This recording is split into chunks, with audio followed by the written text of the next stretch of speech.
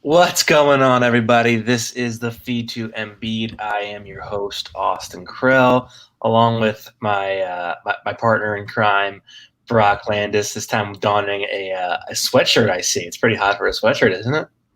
Yeah, it is, but you know what, Austin? I stay cool. I dictate the temperature of my body. So if I don't want to sweat, I don't sweat.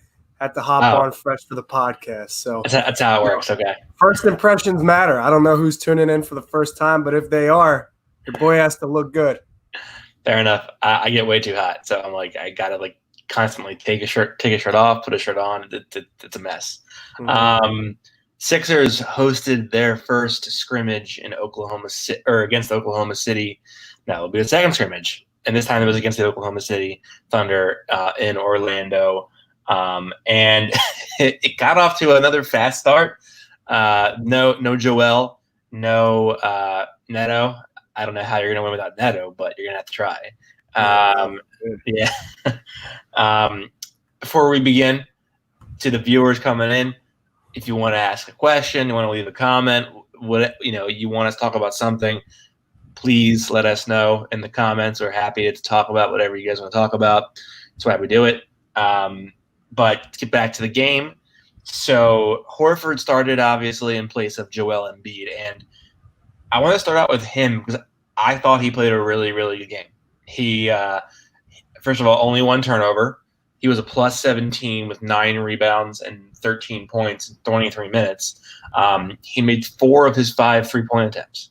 And I thought he looked spry and kind of like reverting back to his youth, if you will, with the Celtics.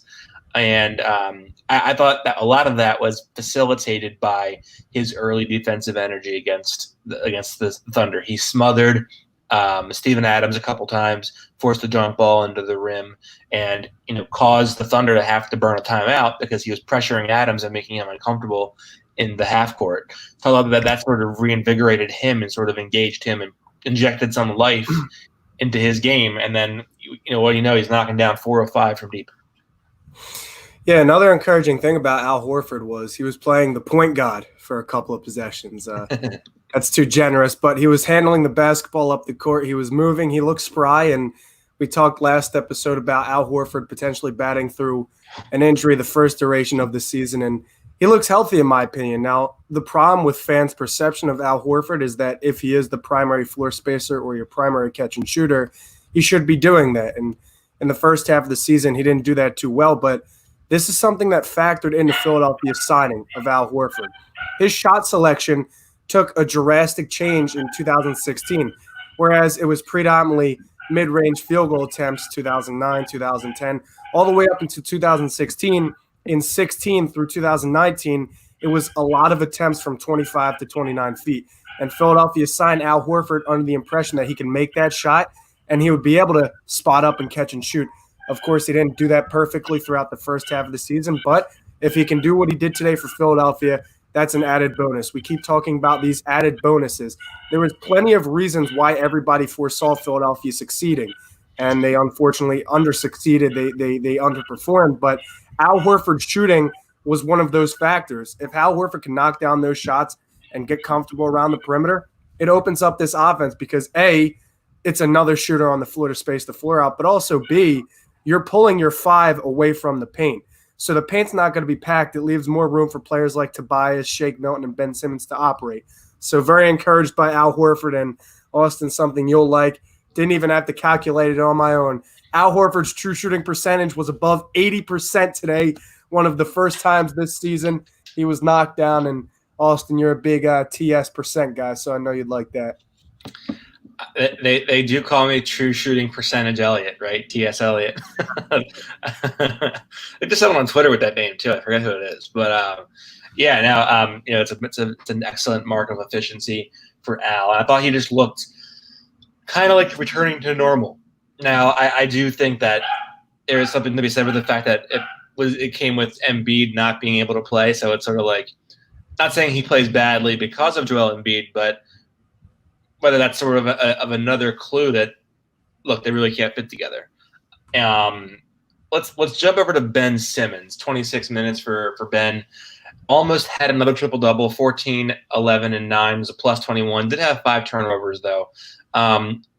He didn't attempt any jumpers, and I thought it was weird because in the role that he was playing in the first game, it was enter the ball into the post, dive to the corner, and space it out.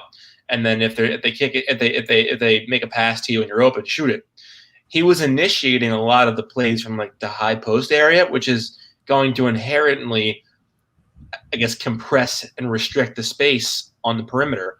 And it was sort of the opposite of what you're trying to do. And it didn't make a lot of sense to me because Al Horford and Joel Embiid can be used sort of similarly. It's not like one's a back to the basket only center and the other one can shoot it. They both can shoot it. They both can sort of play a face-up game that you can play them 5 out or 4 out, 1 in, and then have Ben dive to the corner in a similar look. I mean, don't you want to get Ben those reps in that type of offense and get him acclimated to that if you're going to use that? And if not, then why are you using it? It's not going to work.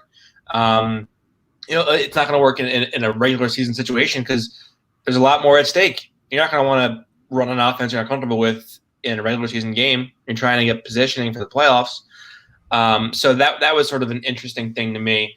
But again, I mean, man, the Ben Simmons just continues to be by far the best player on the court. He was the best player on the court the first game. He was the best player on the court today.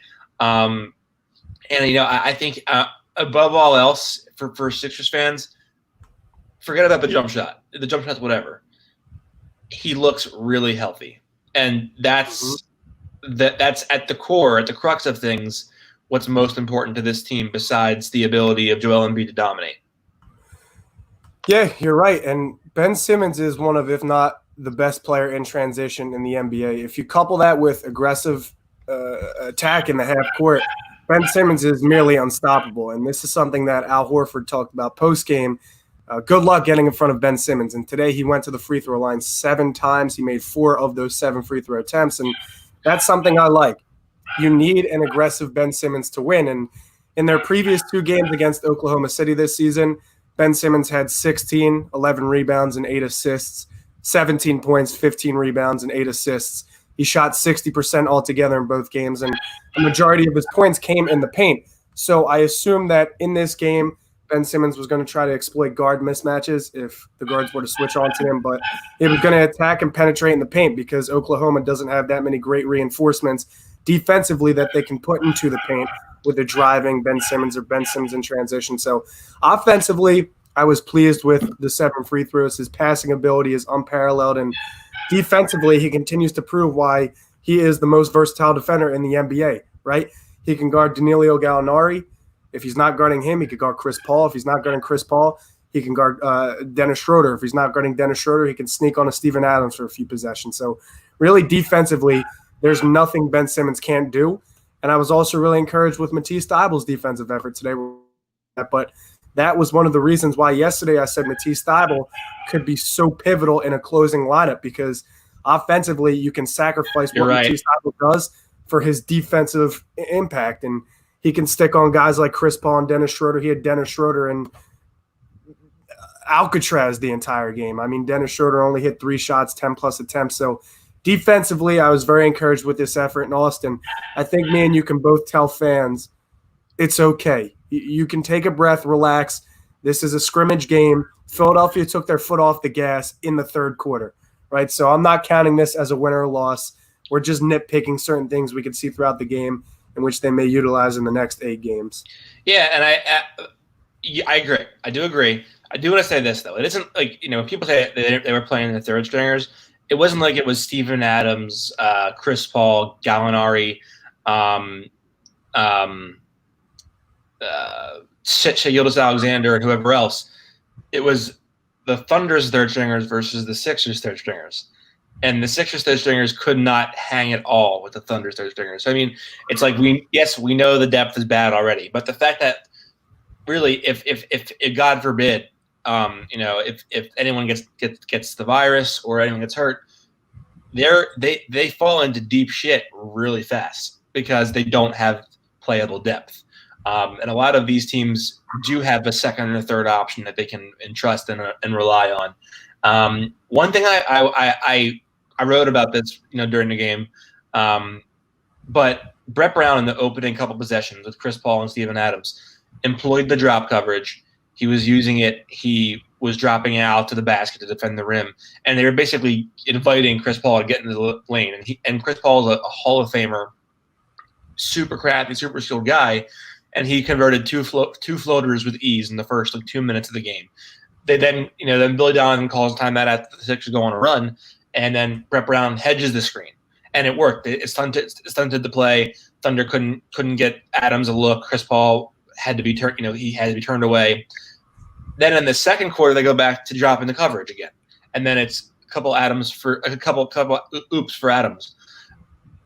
Why would you go back to the drop coverage? When is it? What is it going to take? When are we going to, look at the film and have that eureka, like pull hair moment, like it doesn't work. We can't do it. It's ridiculous that they keep employing this drop coverage. And honestly, you have to wonder how many games in Brett Brown's tenure have been lost that could have been won if they just changed that strategy up. Like, it's like it didn't work. It hasn't worked. This is a bad era of NBA basketball to try to drop your big in a drop coverage pick and roll when every virtually 29 starting point guards in the NBA can shoot.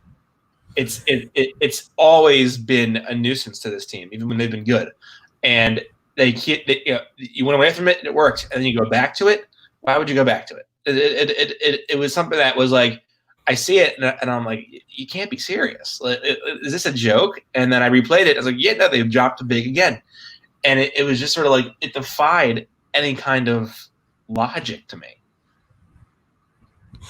Yeah, and in talking to some basketball minds, people suggest that the drop coverage would work because that's the type of shot that Philadelphia wants to bait their opponent into, and that's why they come around screens the way they do and chase guards, because they want to bait these guards into low percentage mid-range looks. But the unfortunate thing with dropping in coverage too is that both if you have a floor spacing big or a guard that can get around the screen quick enough and there's no big out to help recover, that's a three-point shot that's usually cash every time from skilled three-point shooting guards. And the problem in doing it with a guard like Chris Paul or teams that have good roll men like Jared Allen or Clint Capella is that guards will just penetrate deep enough where they can do two things that the opposing center can't do anything about. So Al Horford, if he even so much as comes up to defend Chris Paul, that's going to the roll man in an alley-oop scenario, or if it's a bounce pass, a drop-off pass, it's going to the roll man.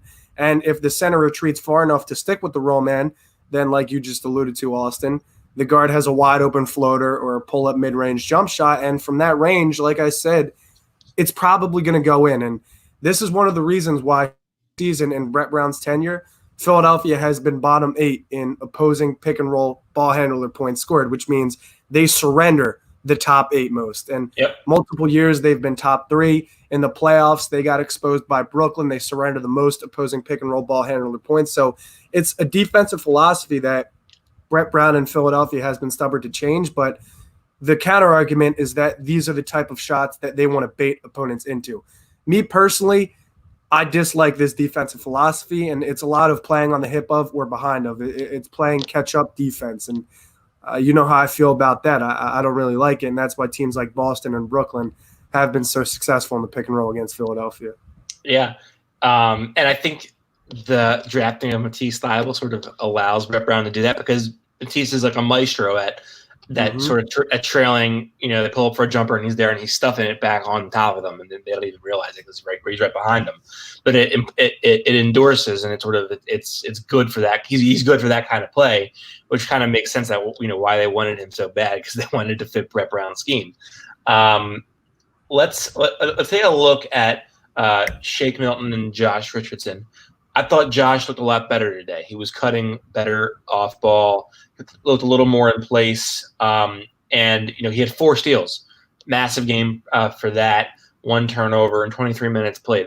So, for this team going forward, the more you have a guy you can rely on who is both dynamic enough to shoot, dribble, and pass the ball, and then limits himself to like 1 or 2 turnovers per game, that adds it shifts the offense and it makes everything much more flexible. I thought Shake today was fantastic. And one of the things that I keep thinking about is, was there a fluke aspect to that run he had from January to March?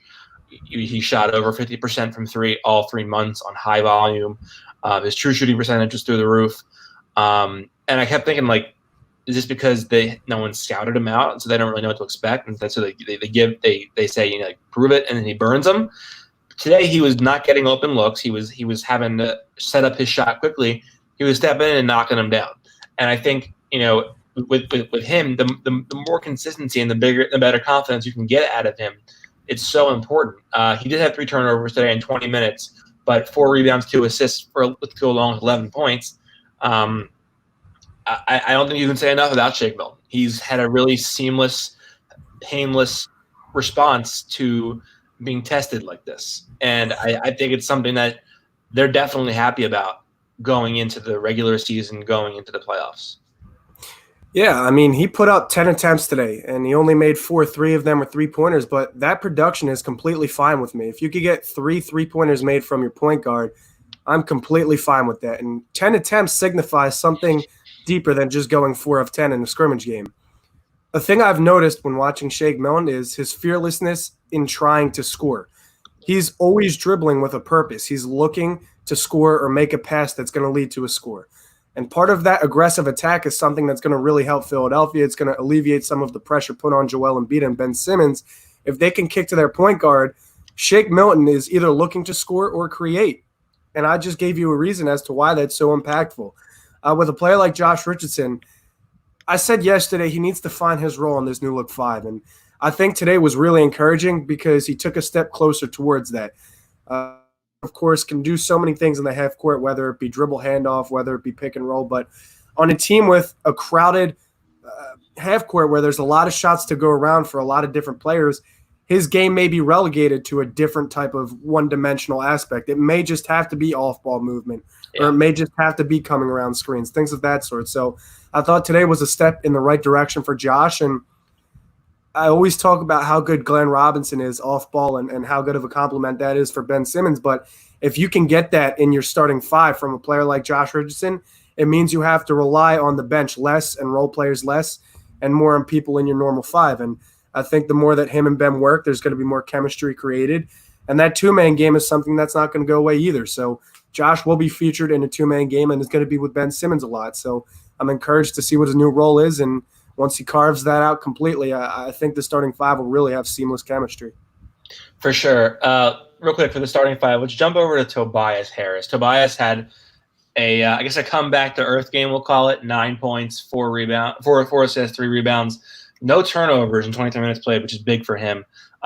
He was getting back to that sweet spot, the short corner, and sort of attacking that and making these like floating little jumpers from the baseline, which I do like those jumpers. Let me ask you this: is it me, or does it seem kind of like no one in the NBA makes it look harder to make a 3 in game than Tobias Harris does, despite the fact that he's like butter during practice and like shoot arounds, but as soon as he gets to the game, it's like, damn, that looks hard to do. Like he makes it look like it's a very arduous task to make a 3-point shot. I mean, he made one today. It was a catch and shoot off of an around the horn play, but there was a couple that were well short of the basket. And I just sort of like, is this ball weighted? Are you not? Do you need like some like mechanical adjustments? Do I need to come in and like teach you something a little bit? Shot doc, of course. But it was like weird, and something that's sort of plagued him all season is the inconsistency with the 3-point shot. We think he's at 37% for the season now, and they're going to need him to hit that 38%, and he's done it before. He did it as the number 1 option in LA for a team that was not bad last year before he got traded. He hit it at like an above 40% clip, so he can do it. It's a matter of just finding that comfort, and I don't understand why all of a sudden he gets to Philadelphia. And he's like literally just won't. I mean, this isn't news. Like I'm not like I know we've been talking about this for months, but his volume of 3-point shots has gone way down, and I don't get it. It doesn't make sense to me. So like it's a Brett Brown's offense. It's something that I would be disappointed as the seasons go on, and maybe if you get a new offensive system in there and he gets more comfortable, if that number isn't rising up from like 3 to 4 a game to like 5 or 6 a game.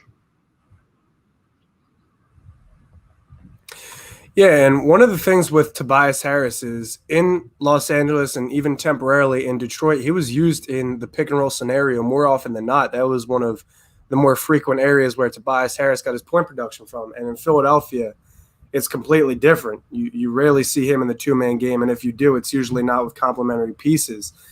For Tobias, I think determining how to completely unlock him is going to be a task that the Sixers have to figure out over this next stretch of 10 or so games, including the next scrimmage and the next few regular season games. But with Tobias, that baseline jumper is always going to be cash. And if there's a mismatch defensively, Tobias has the basketball. He needs to exploit that, and he does a really good job of doing that. But I think the volume of shooting, there's 4 players on the floor at all times. I said this yesterday, that can score and can create and get a bucket at almost any time on the floor for Philadelphia. It's sometimes tough in the half-court set to determine who's going to do what. And a lot of what I saw today was Sixers players cutting each other off and running in front of each other in transition. I saw Ben cut Glenn Robinson. I saw Tobias cut someone off.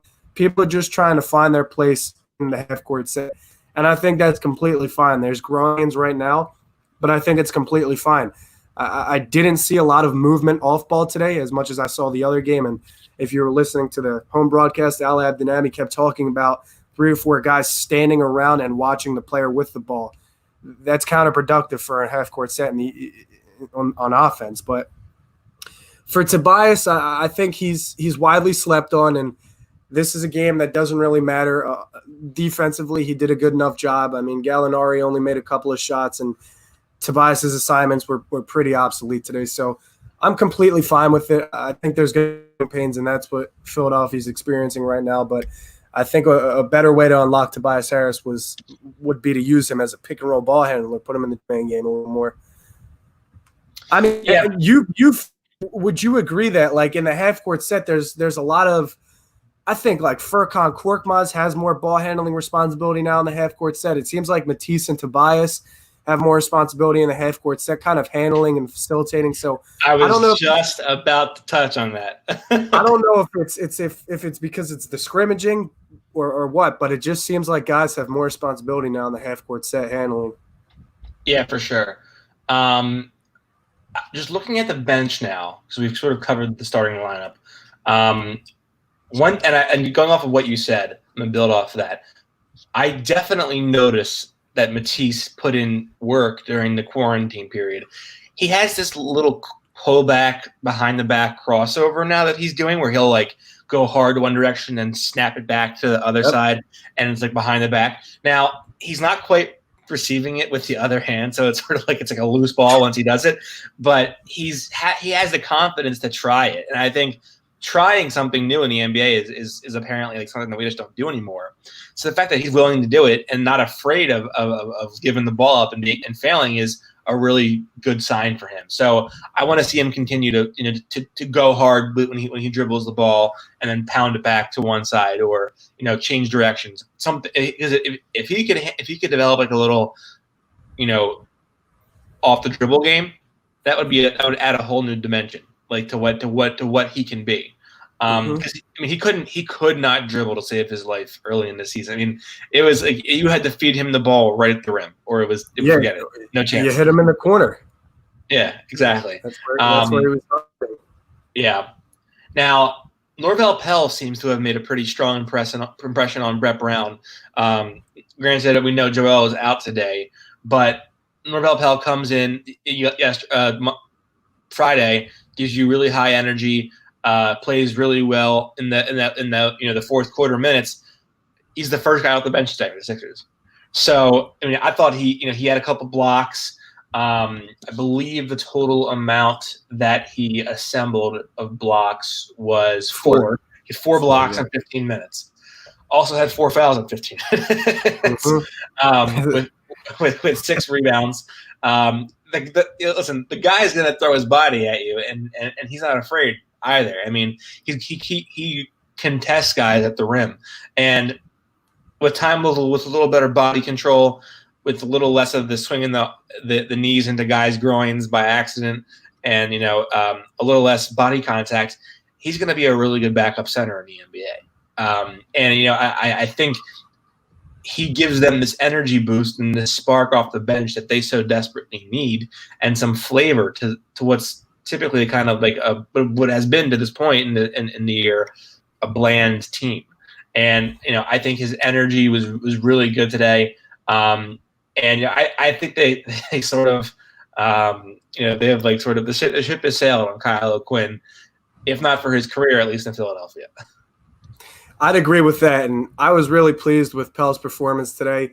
I'm not really looking at the 4 fouls, honestly, because the officiating has been piss poor in the previous 2 Sixers scrimmages. I mean, these officials seem really trigger happy. I don't know if they're trying to work their way back in a midseason form, but it seems like these officials are the feds. I mean, they're ready to call anything. And North Pell 4 blocks.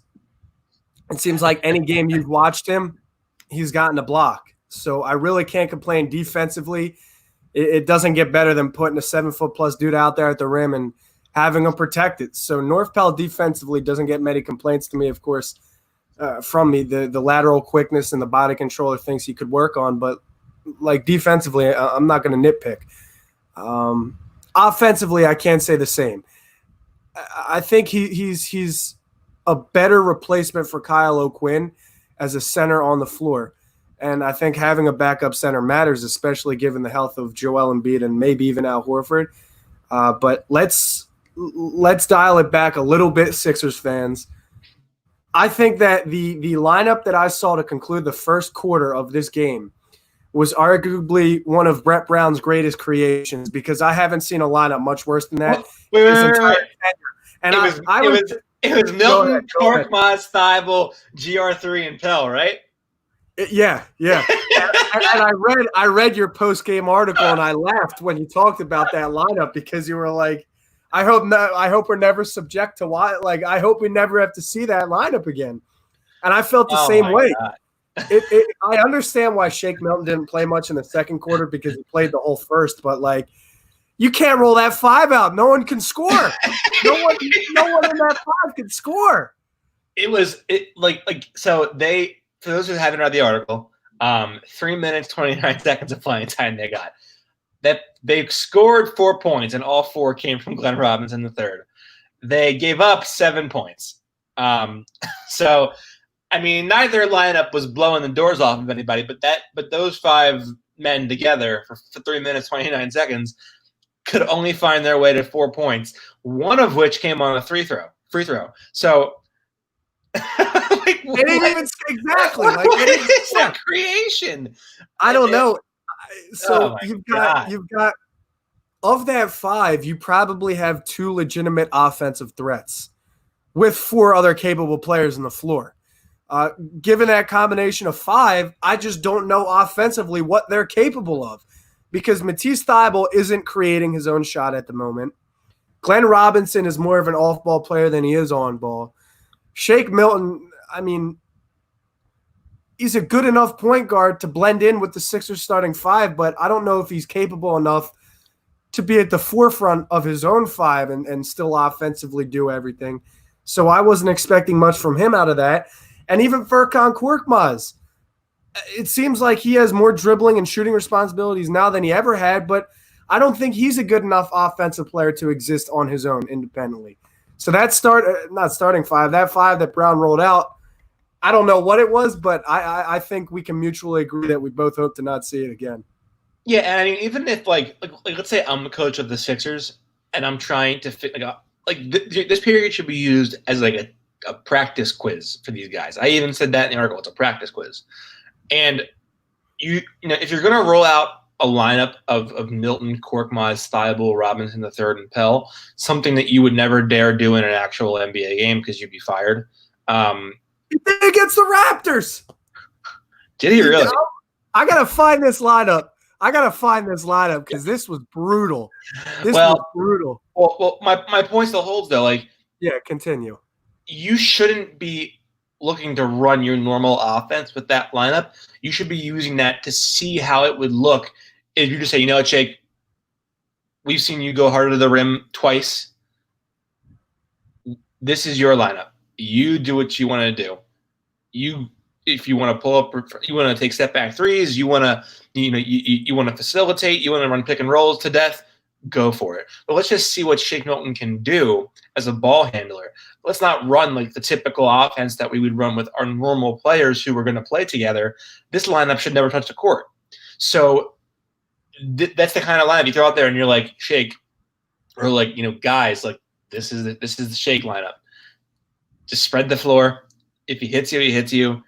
But we're here to test and see what he can do, with the full control of the offense. And I know that sort of is like a weird way of doing it for some, but those are the kind of looks and questions that you need to ask and have answered during these scrimmages to figure out what you really have in certain guys that you don't know everything about yet. So the fact that like the ball wasn't in Shake's hand 100% of the time with that lineup, I thought was really stupid and weird because like you proved nothing with that lineup. You wasted 3 minutes 29 seconds. You didn't prove anything. You didn't learn anything new about your guys. What was the point of it? Let's go over to the second quarter. They opened up with Alec Burks, who continues to take sort of he played a bigger role today, but they opened up with Burks, Thibault, Simmons, Harris, and Horford. They did what you talk about. They used that Simmons Burks pick and roll a lot, with Simmons as the screener, and Burks really injected a lot of life into that pick and roll. He scored a couple points early with it, and he was really engaged. And I think with those pieces off the bench, you really have to make it a point to find ways to engage them early when they begin to play, or else you're going to lose them fast. And then they're not going to be effective for a whole game. So the fact that they start out second quarter with Burks and the first thing they're doing is we're going to pick and roll him to death with him, and they got him involved early, and then he kind of played with a passion to him, like he wanted to be there, like he cared, and I thought that was big.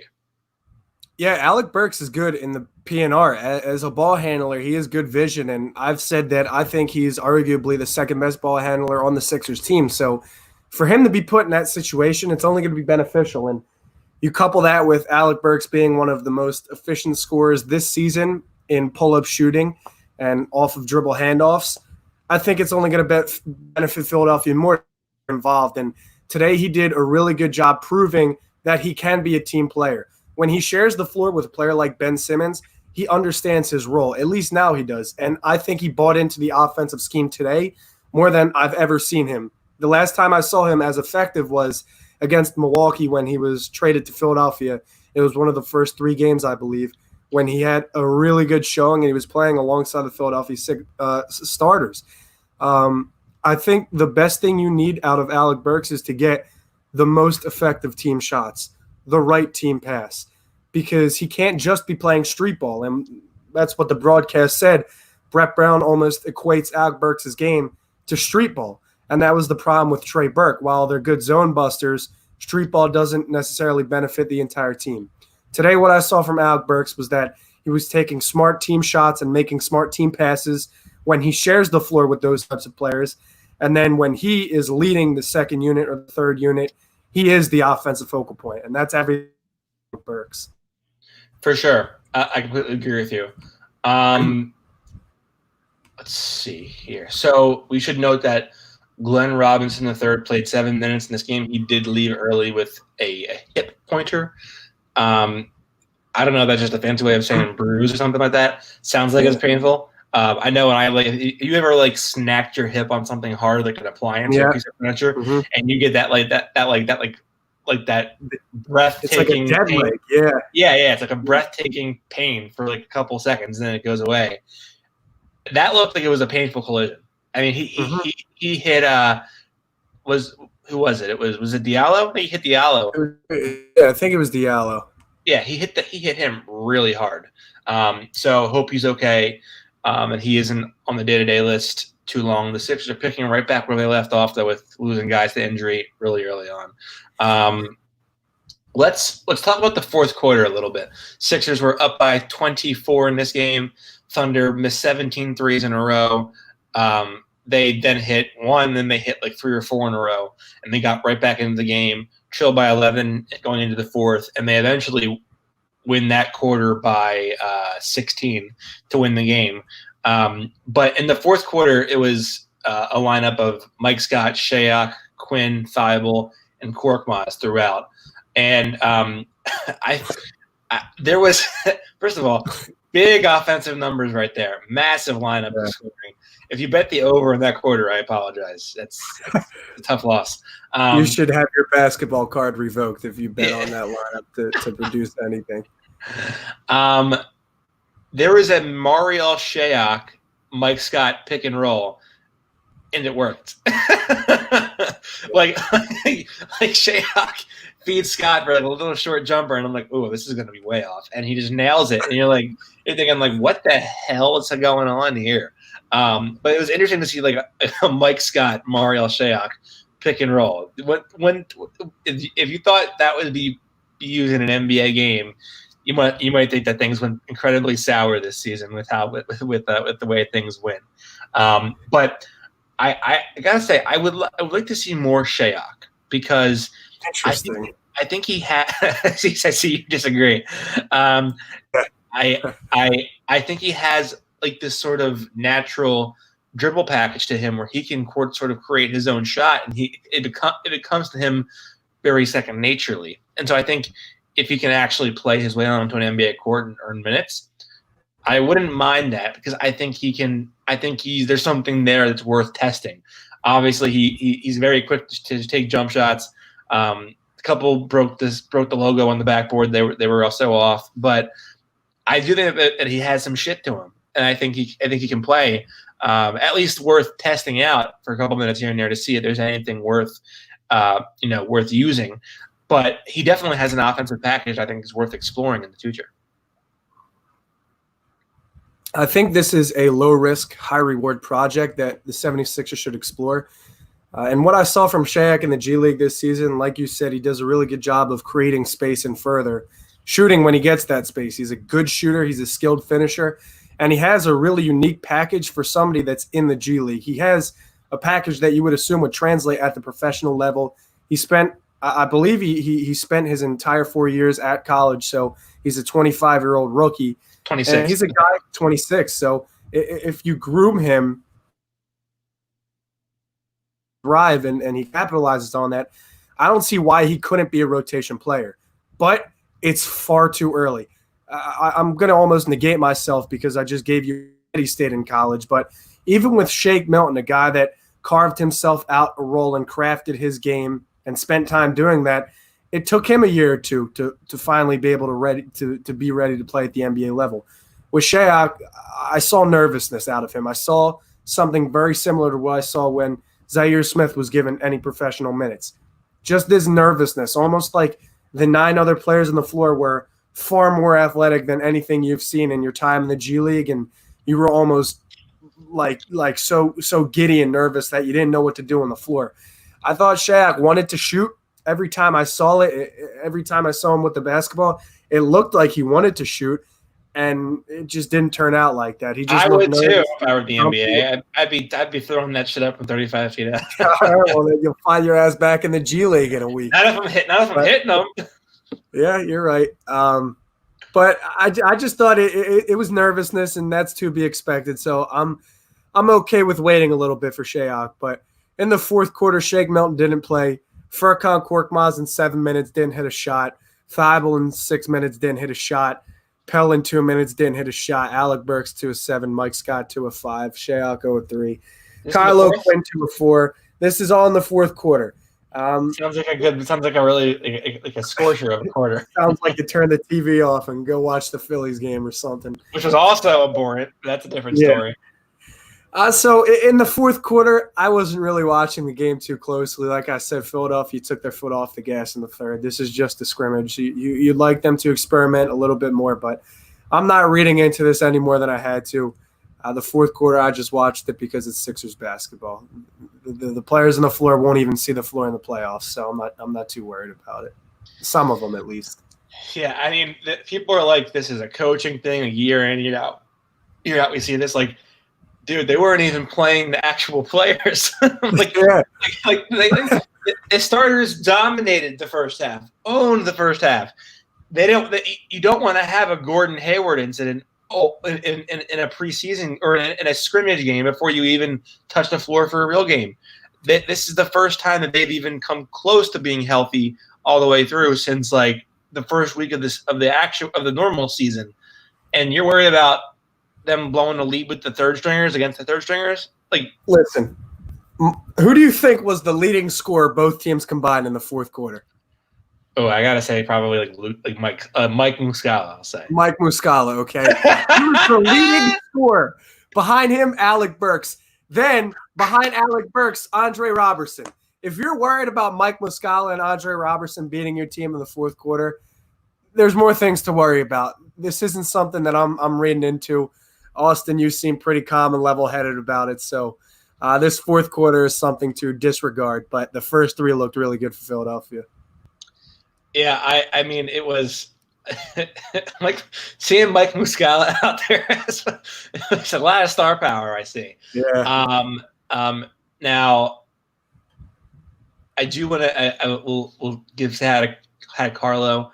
Thank you for tuning in. Appreciate it. But you know, I do want to see like a little bit of, I guess, what a closing lineup would look out. And I thought there might have been some opportunity there to experiment with how you even go about closing a game out with this group. My guess is, I think they would give some minutes to Thibault in that spot. But I also wanted to think like I was looking for some sort of offensive strategy for when OKC was going on their run. Like, do you throw that ball into the post and let Horford, sort of stop the bleeding? Do you give it to Milton? And it was just a bunch of frantic chickens with their head cut off. So even if it fails and you still blow the lead and lose the game, at least have some sort of playbook implemented where there's a system there. There's a strategy there. It isn't like, okay, you just go play 21, every man for himself, which, I think is something that they're going to have to eventually show. You're not going to have blowouts every game. And even when they do have blowouts, they still blow the lead. So I mean, they have to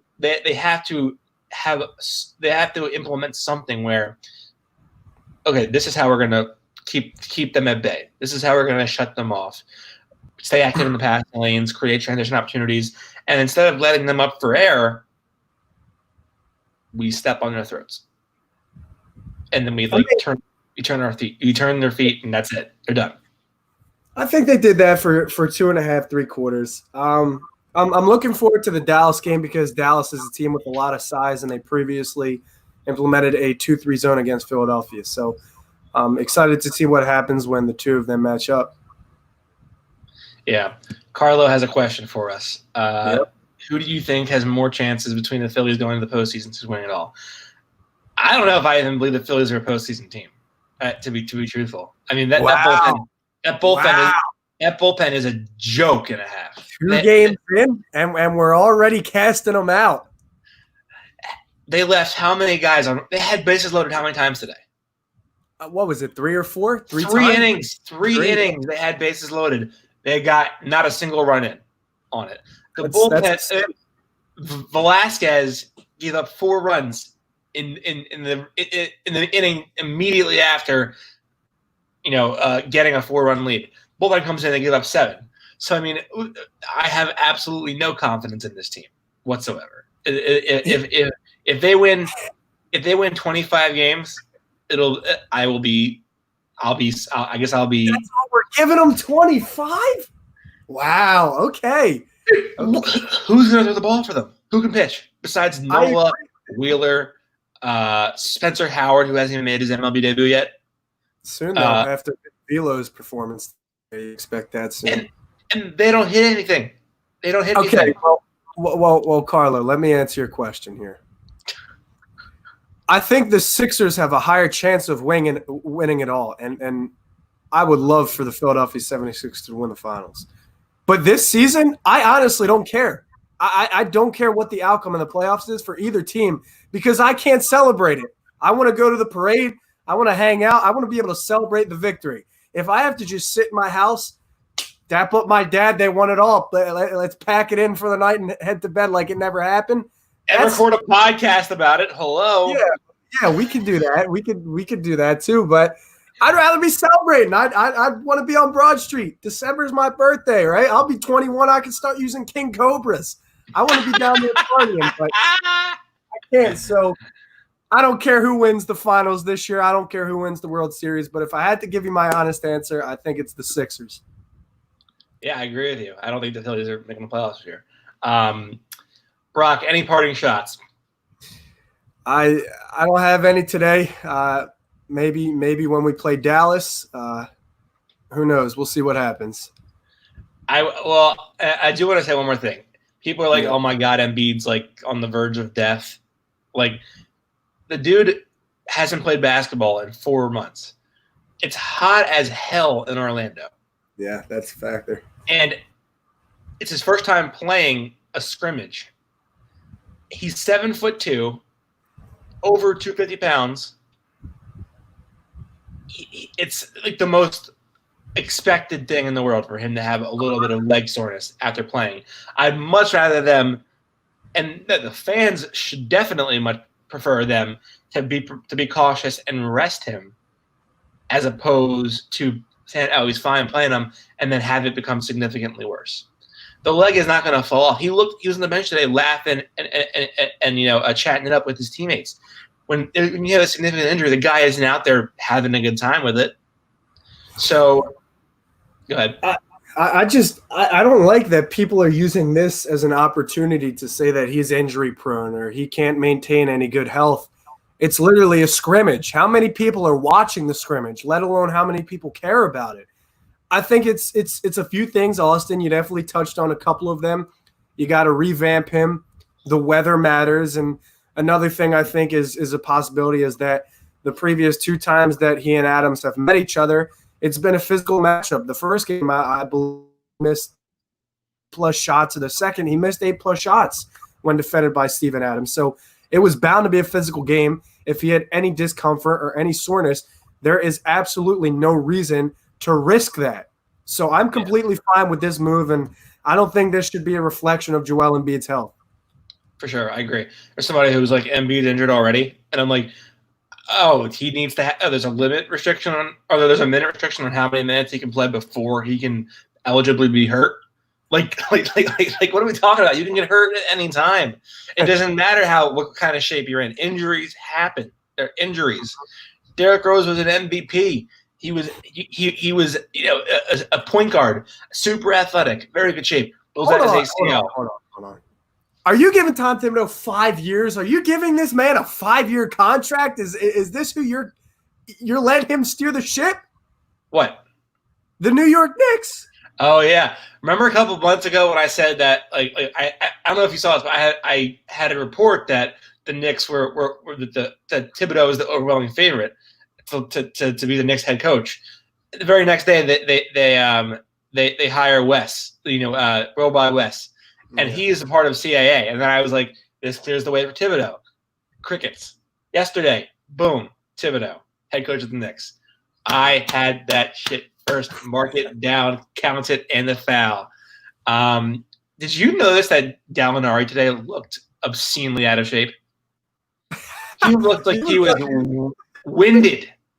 He looked like he and Jokic switched bodies. I didn't like his hair either. He did look noticeably unathletic. Like, I counted 3 or 4 times he hit the deck, and that's usually what Joel Embiid is doing. So somebody else was doing that today. It was Gallinari, and he did look noticeably a little fluffier. He was eating some of that gnocchi they got over there. Like his free throws were well short. His threes were heavy, flat, and long. and he was missing layups, and they were bad misses. If there was anything in his way, it was like, I'm gonna flip this shit against the underside of the rim and watch it hit the ground hard. I think he went too late. He was too late. Like, he and Jokic switched bodies. It was Freaky Friday. They seemingly switched bodies during the pandemic. Brock, any last words before we go? Once again, make sure to stay up to date with what Brock Landis and Austin Krell are doing. That's all I have to say. That's right.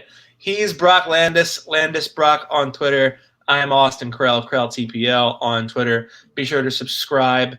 Be sure to subscribe to us on Apple Pods. Leave a review, hopefully 5 stars. And as always, thank you for listening to the Feed to Embiid. Thank you for tuning in live. Take care, everybody. Have a good night. Stay safe. What? The last comment in the chat. Seriously, I don't know why you hired him for 5 years too. The Timberwolves sucked. He ruined the Bulls. If you want a culture change, I understand that. You could have gone younger and more progressive than Tom Thibodeau. Come on.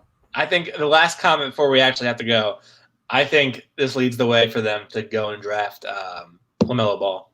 I really do. I just have a feeling that they're going to go for LaMelo Ball now. Brock, take care. Carlo, thank you for your commentary. Thank you for tuning in, everybody. Have a good night.